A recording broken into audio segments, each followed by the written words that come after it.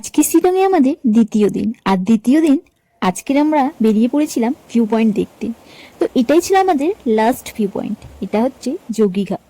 দেখো, এটা একটা নদী, নদীর কি স্রোত তোমরাই দেখতে পাচ্ছ। পাথর নুড়িতে ভর্তি এই নদীটায়, আর জল দেখো পড়ছে কি সুন্দর। যোগীঘাটে বর্ষাকালে গেলে এতটা জল তোমরাও দেখতে পারবে, জলে ভর্তি। কিন্তু শীতকালে গেলে এতটা জল দেখা যাবে না, নুড়ি পাথর বালি এসবই থাকবে, জল অনেকটাই শুকনো থাকে, এতটা জলের স্রোত পাওয়া যায় না। যেহেতু আমরা সেপ্টেম্বরে গেছিলাম, তাই এত সুন্দর একটা ভিউ দেখতে পেয়েছি, এত জলের স্রোত দেখতে পেয়েছি।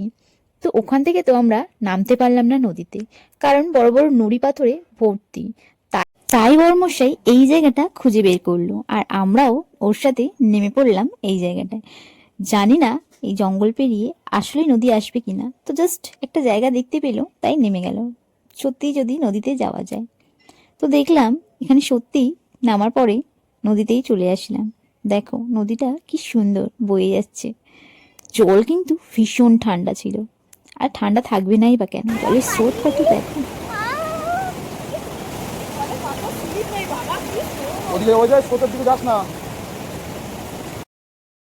তবে এখানে আসলে একটু সাবধানে নামবে, কারণ পাথরগুলো ভীষণই স্লিপ, খুব সাবধানে পা দিতে হচ্ছে, না হলে হয়তো স্লিপ খেয়ে যেতে পারো। তো আমরাও এখানে সাবধানে সাবধানে হেঁটে যাচ্ছিলাম। আর এখানে দেখো মামা আর ভাগ্নি ভালোই মজা করে নিচ্ছে এই জলে।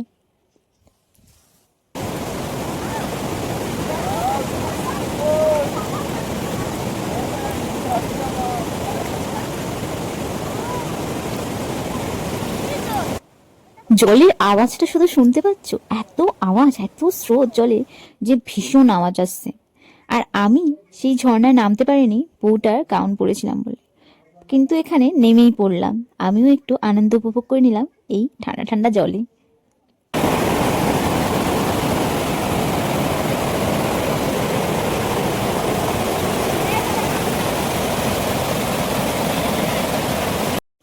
এই যে এখানে এত জল দেখছো, শীতকালে আসলে কিন্তু এত জল তোমরা দেখতে পাবে না।